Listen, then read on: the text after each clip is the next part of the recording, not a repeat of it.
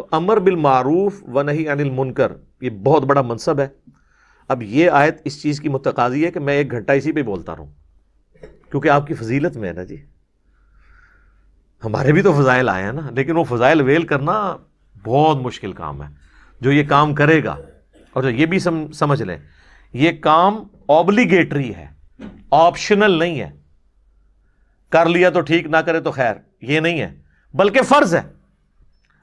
قرآن میں جنت میں جانے کی 4 شرائط جو بیان ہوئی ہیں، ان میں سے پہلی شرط کیا ہے؟ الا الذین آمنوا. اللہ تعالیٰ نے فرمایا نا والعصر ان الانسان لفی خسر. قسم ہے زمانے کی، یا زمانہ اس بات پر گواہ ہے کہ پوری انسانیت ہی گھاٹے کا زمانہ دیکھ رہی ہے، وہ گھاٹے میں ہے، سوائے ان لوگوں کے جن میں 4 نشانیاں ہوں گی. زمانہ کیوں گواہ ہے؟ اس لیے کہ زمانہ تو شروع سے چل رہا ہے، زمانے کو تو موت نہیں آئی ہوئی. زمانے نے یہ وقت دیکھا ہے کہ نوح علیہ السلام کے ساتھ صرف 78 لوگ کشتی میں بچے، باقی سب غرق ہوئے. اسی زمانے نے پھر یہ بھی دیکھا کہ لوط علیہ السلام کی 2 بیٹیاں ان کے ساتھ بچیں، پوری قوم لوط تباہ ہوئی. اسی زمانے نے فرعونیوں کو ڈوبتے ہوئے دیکھا. اسی زمانے نے قوم صالح کی بربادی دیکھی. اسی زمانے نے قوم عاد کی تباہی دیکھی. یہ سورج تو وہی ہے، یہ دیکھتا آ رہا ہے. تو یہ زمانہ گواہ ہے کہ اوورال زیادہ تر لوگ تباہ ہی ہوئے ہیں انسانیت میں، دنیا اور آخرت کے اعتبار سے. الا الذین آمنوا، ہاں چند ہیں ایمان والے. وعملوا الصالحات، جو کہ نیک عمل کیا کرتے تھے، یہ کریں گے. وتواصوا بالحق، اور لوگوں کو بھی وصیت کریں گے سچائی کی بات کی. کونے مان کے نہیں بیٹھ جائیں گے، سچائی کے لیے کھڑے ہوں گے، سچائی اور انصاف کے اوپر قائم ہوں گے. اولو العلم قائما بالقسط کے تحت، چاہے ان کو اپنے خلاف بھی گواہی دینی پڑے، اپنے رشتہ داروں کے خلاف گواہی دینی پڑے، وہ کھڑے ہو جائیں گے اللہ کے لیے، اللہ کے مجاہد بن کے، رسول اللہ کے سپاہی بن کے صلی اللہ علیہ وآلہ وسلم. وتواصوا بالحق، وصیت کریں گے حق بات کی، سچی بات بتائیں گے لوگوں کو، بالکل 2 ٹوک. وتواصوا بالصبر، اور پھر جب پھینٹی لگے گی تو صبر کریں گے. جی یہ ہو ہی نہیں سکتا کہ آپ حق بات کریں تو آگے آپ کی پھینٹی نہ لگے.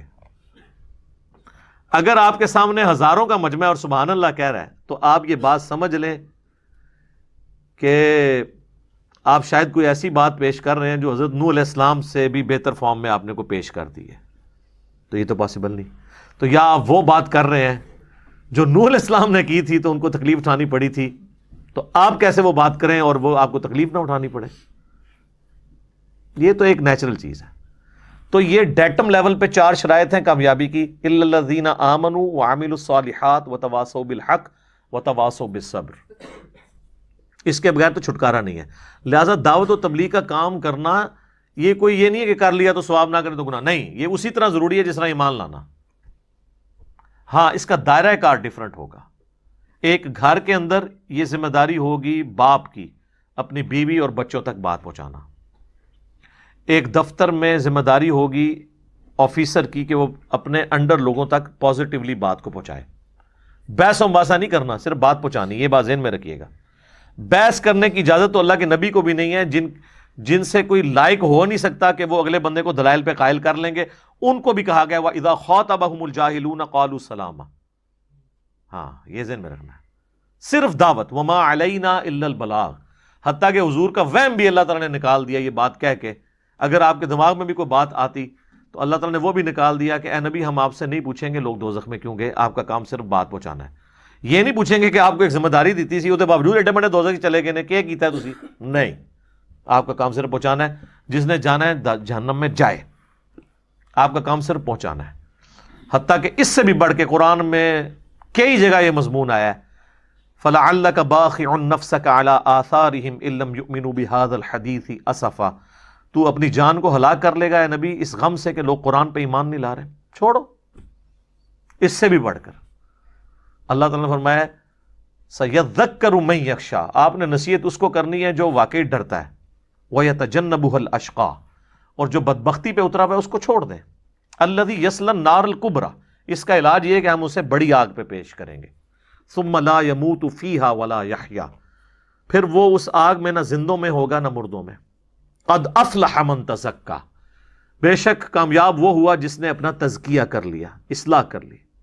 وذکر اسم ربہ فصلی، اور اپنے رب کا نام لے کر نماز پڑھی.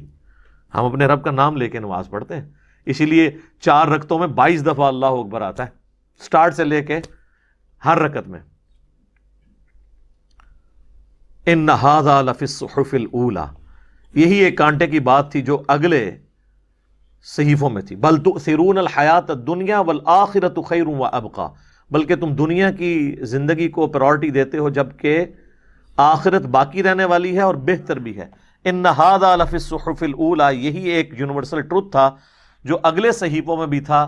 صحف ابراہیم و موسیٰ، چاہے وہ ابراہیم کے صحیفے ہوں یا موسیٰ کے. اصل کانٹے کی بات یہ تھی کہ دنیا کی زندگی عارضی ہے. جب تک یہ دنیا کا کتا نہیں نکلے گا نا آپ کے دل سے، آپ کے دل کا کنواں پاک نہیں ہو سکتا. تو نصیحت صرف بات آپ نے پہنچانی ہے، منوانی نہیں. ہاں منوانا کس کا کام ہے؟ باپ کا. وہ تو ابو داؤد میں حدیث ہے 10 سال کا بچہ ہو جائے نماز پڑھاؤ، نماز نہ پڑھے مارو. لیکن لوگوں کے بچوں کو نہیں نماز کے لیے آپ نے مارنا. یا مسجد میں بیٹھ کے تو لوگوں کے جو بیچارے بچے آئے ہوئے ہیں مسجد میں، ان کے اوپر آپ نے پوری اپنا وہ سوٹا لے کے مگر نہیں ہو جانا جس نے بابے جڑے ویلے بیٹھے ہوندے نے جا کے مصیبت بنے ہوندے نے. یہ نہیں، اپنے بچوں پہ اپنے سنتے نہیں، لوگوں کے بچوں ڈانٹتے نے جا کے. وہ زمانے گئے کہ جب محلے میں، ہم نے تو وہ زمانہ دیکھا ہے، تو ہم محلے میں ہر بزرگ سے ڈرتے تھے، اور اب وہ زمانہ ہے کہ لوگ اپنے ماں باپ سے نہیں ڈرتے. کتنا فرق آ چکا ہے. تو دعوت پہنچانی ہے آپ نے. ہاں جو بائی فورس ہے نا، وہ جہاں جہاں آپ کا ہلکا اثر ہے. حکمران کا کام ہے بائی فورس کرے گا، اس کے پاس سلطہ ہے نا، طاقت ہے. آپ کا کام نہیں ہے کہ آپ ڈنڈے لے کے تو جا کے سینما توڑنا شروع کر دیں. نہیں، آپ برائی دیکھیں گے، صرف دعوت دیں گے کہ بھئی یہ غلط ہو رہا ہے بس. باقی حکمران کا کام ہے زنا کے اڈے بند کروانا، جوئے کے اڈے بند کروانا. یہ آپ کا کام نہیں ہے، یہ حکمرانوں کا کام ہے. حکمرانوں کو ایجوکیٹ کریں گے، وہ کریں گے تو ٹھیک، نہیں کریں گے تو آپ نے جو ہے نا خود کچھ حملہ آور نہیں ان پہ بن جانا. بس آپ کی ذمہ داری پوری ہوگی. کو ایگزسٹ کرنا ہے، اس چیز کو سمجھنے کی ضرورت ہے.